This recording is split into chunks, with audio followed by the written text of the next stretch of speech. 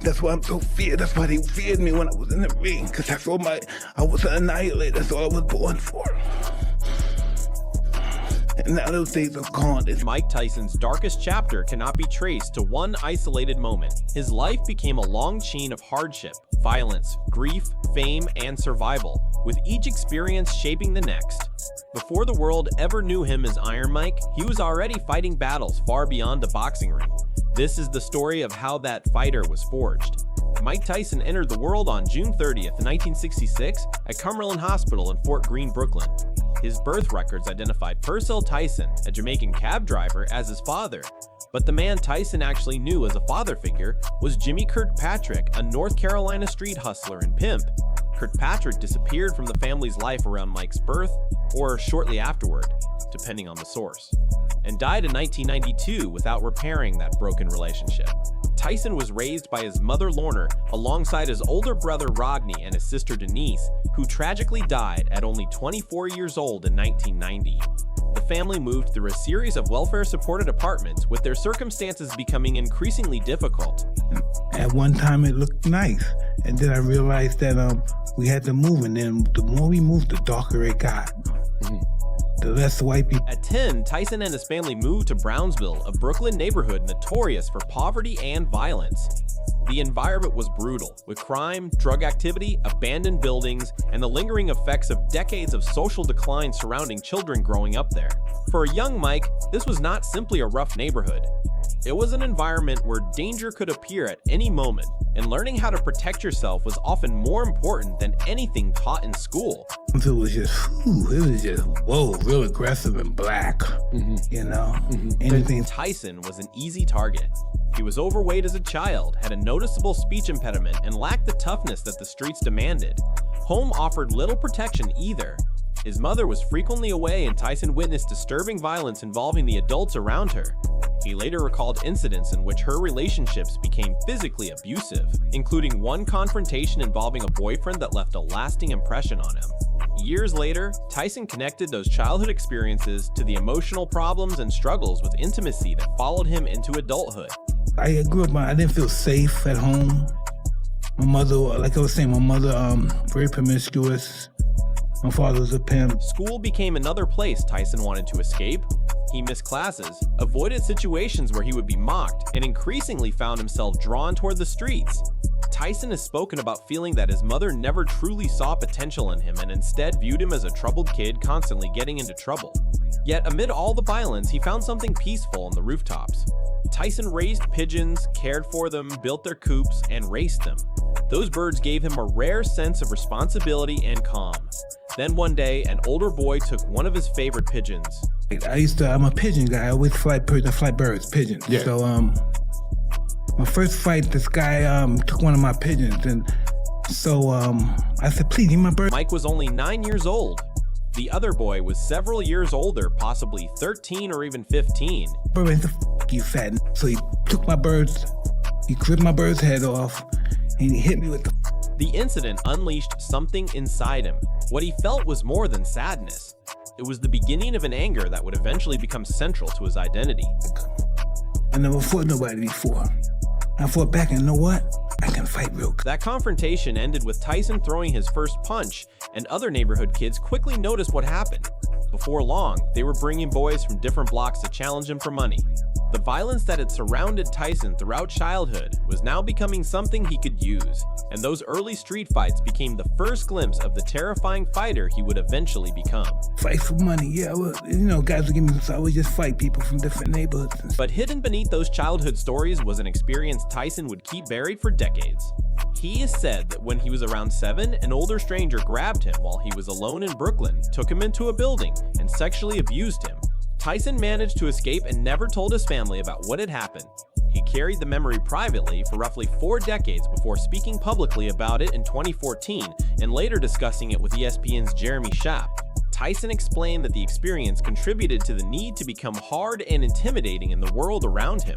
By 13, he had reportedly been arrested dozens of times for offenses including fighting, theft, and truancy. He repeatedly passed through the Spofford Juvenile Center in the Bronx. During one of those periods, he witnessed Muhammad Ali visit the facility. and seeing hardened staff members become emotional around the legendary champion made a powerful impression on him.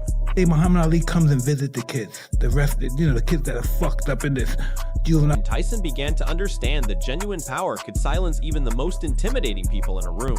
That idea stayed with him.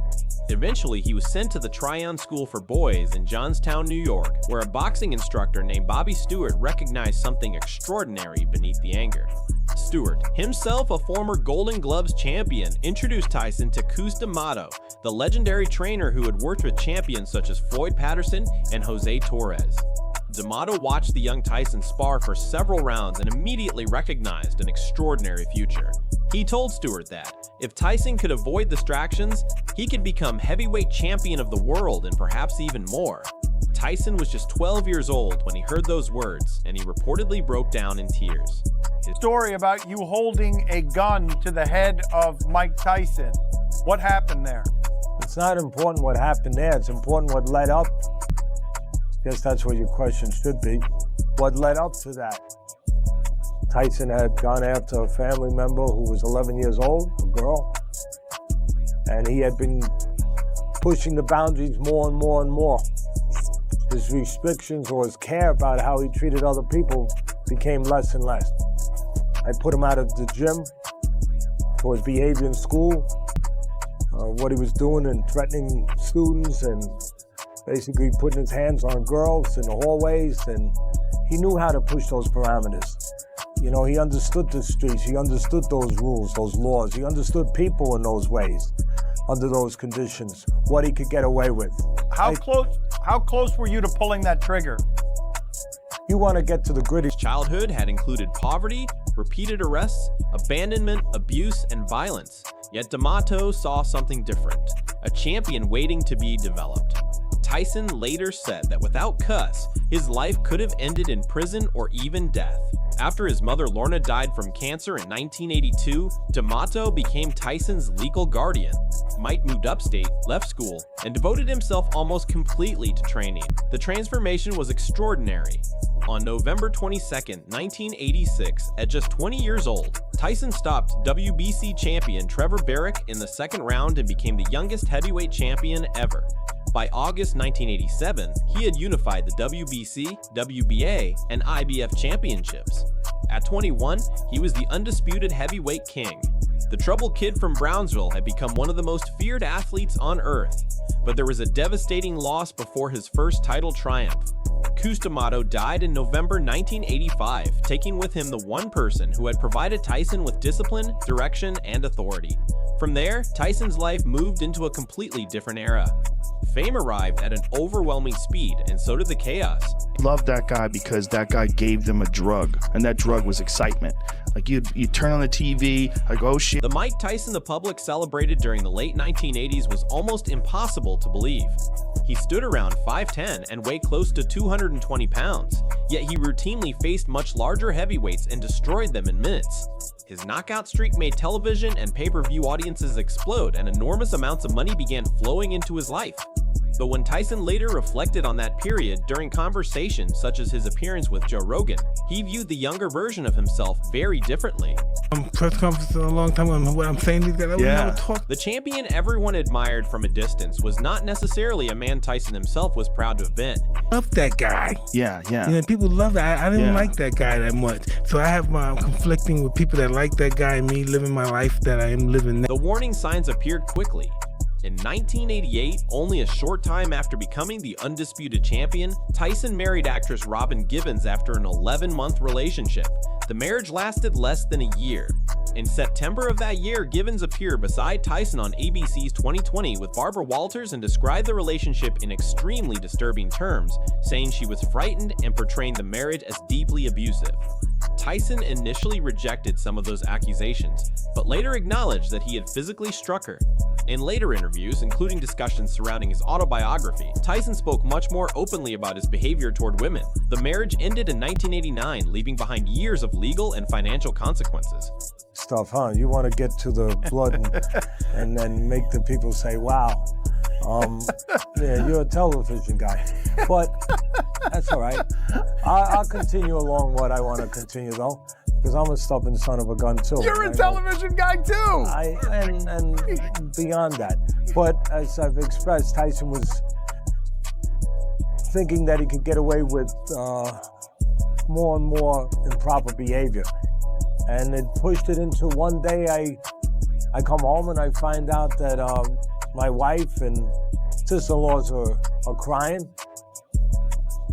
because of what he did to an 11-year-old girl in my family.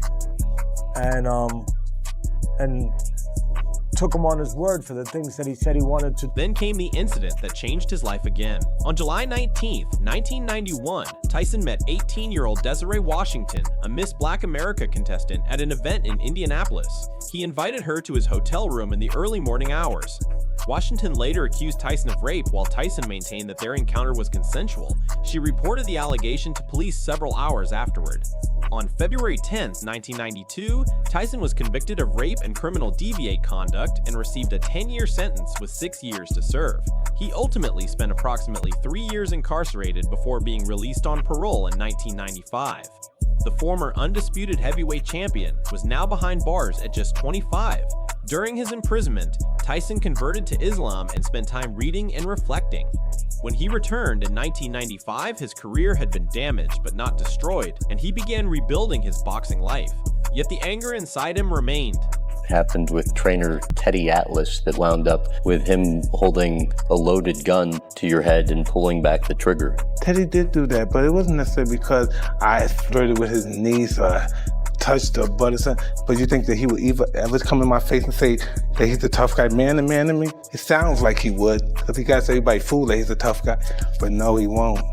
I'm 15 years old, and this guy, how old he is, 26, he pulls a gun, he didn't even shoot me. Right. So that tells you how tough he is. He pulled a gun on me and didn't even shoot me. If I pulled one on him, God knows, them bullets are not going in the air. He's a tough guy, I'll give him credit. He wants to be tough, everybody thinks he's a tough, and he's supposed to have been killing me with him and his mafia uncle, I don't know, since I was 16. You know, they're supposed to be getting me or doing something, I guess, but... It exploded again on June 28, 1997, at the MGM Grand in Las Vegas during his rematch with Evander Holyfield. After repeated clinches and head clashes, Tyson bit Holyfield's right ear, spit out a piece, and later bit the other ear. Referee Mills Lane disqualified him. The Nevada Athletic Commission suspended Tyson's license and fined him millions of dollars. Chaos erupted around the ring, and the image of Tyson biting Holyfield became one of the most infamous moments in sports history. Tyson blamed the headbutts, while Holyfield denied intentionally fouling him. Whatever the explanation, the public image was unforgettable. Iron Mike had crossed a line that many people believed confirmed everything they already feared about him. He was eventually reinstated, but the incident became a permanent part of his legacy. I'm a human being, I've abused women, women abused me. It was like a twin blade, we both abused each other, you know? And that's just the base. Tyson had been shaped from adolescence to become a weapon inside the ring. The tragedy was that he struggled to understand when that weapon needed to be put away. Well, I'm so feared. That's why they feared me when I was in the ring, because I was an annihilator. That's all I was born. And now those days are gone. It's empty. The bankruptcy represented more than an empty bank account. It exposed how little structure existed underneath Tyson's enormous fortune. He had grown up without financial security or the kind of education that could prepare someone to manage hundreds of millions of dollars. After Cus D'Amato died, Tyson also lost the person who had been able to keep him focused. What followed was an entourage culture in which many people around him benefited from his spending. His personal problems continued as well. A 1999 road rage case resulted in jail time, while later arrests involved driving under the influence and cocaine possession. Tyson has openly discussed how deeply addiction affected his life, including his long relationship with cocaine, alcohol, and marijuana. The substances became another way of escaping emotions that he had never properly learned to process. That big life that we're talking about and we reminisce about, that's never going to appear again. I'm never going to be no billionaire, multi-hundred millionaire type guy again. I'm just always have to live this kind of life. I'm always going to be taking care of my children. I'm going to be paying my monthly notes, my yearly bills, and there's nothing glamorous that's going to happen. I did some cocaine for a week. I had to get high. I had to back then. I had to get high. I couldn't handle it. On On May 24, 2009, in Phoenix, Arizona, Tyson's 4-year-old daughter Exodus was discovered unconscious inside the family home after becoming entangled with a treadmill cord. Her 7-year-old brother found her, and her mother immediately attempted CPR before emergency responders continued treatment. Exodus was placed on life support but died on May 26 from strangulation and asphyxia. Authorities determined that the death was an accident and filed no charges. Tyson was in Los Angeles when the tragedy occurred and immediately traveled to Phoenix. In later interviews, the emotional impact remained obvious. Even decades of violence, prison, financial collapse, and public humiliation could not prepare him for losing his young daughter. My best thinking at the time, get my gun, automatic, just like this, and you just go crazy. The hospital experience forced Tyson to confront a kind of suffering that could not be beaten or intimidated. Seeing other families experiencing devastating losses made him realize that his pain was shared by people who had nothing to do with the world of boxing. The anger that had protected him for most of his life could not solve this. When I went to the hospital, the people that were there, they're up there because their kids are dead too, or about to die. Tyson has described Exodus's death as the deepest low of his entire life, surpassing even imprisonment, the loss of his championship, and bankruptcy. He has spoken about the guilt he carried, including thoughts about work, travel, and the time he spent away from his children. Losing her became a wound that changed him permanently.